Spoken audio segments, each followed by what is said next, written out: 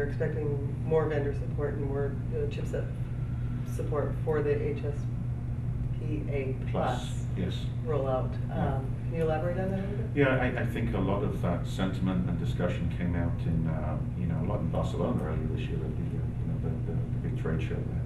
And I think a couple of things happened.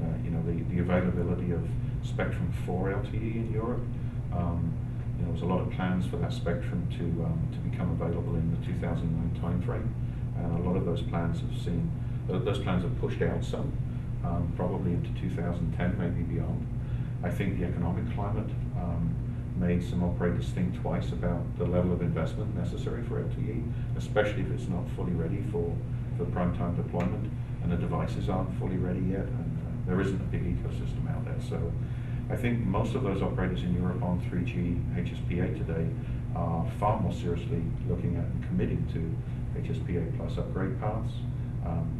That operator interest has driven much greater vendor effort to firm up and solidify their roadmaps, and that's paying huge dividends in the handset community and the chipset community, where we are seeing a lot of interest and development on HSPA Plus, and we'll see a lot of chipsets come out from companies like Qualcomm, in the early 2010 timeframe.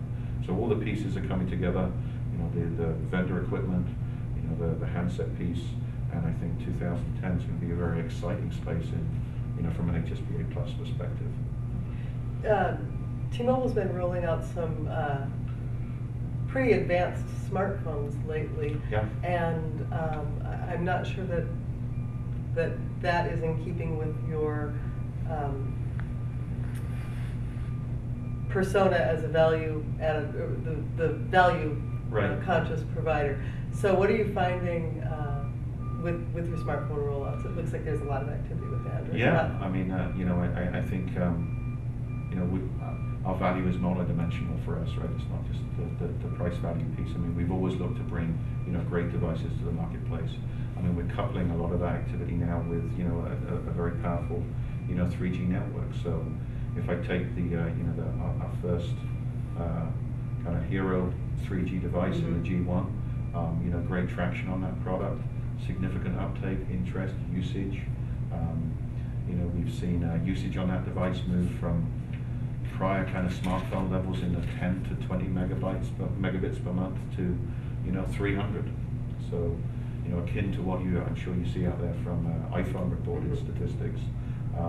We're seeing consumers really appreciate and buy into the mobility aspect of broadband in a way that we've really not seen before. So we've just recently launched our second Google product in the MyTouch 3G, and that's pretty fresh. Our advertising's just started on that product, but a lot of interest in the market, and already great numbers of customers looking to upgrade and buy into that product. We have a 3G Sidekick product, which is proving very popular, and there's a lot happening in that 3G device space for us as we go through the end of 2009 and into 2010. So the value for us, we want to offer a great value to our customers, both in the experience, quality, all of those dimensions, and make it a really compelling customer proposition for them to, one, be at T-Mobile, and two, come to T-Mobile.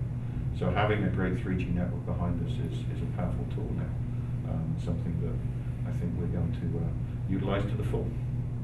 Well, thank you for your time. I appreciate it. Okay, thank you. This is Tracy Ford with RCR Wireless News.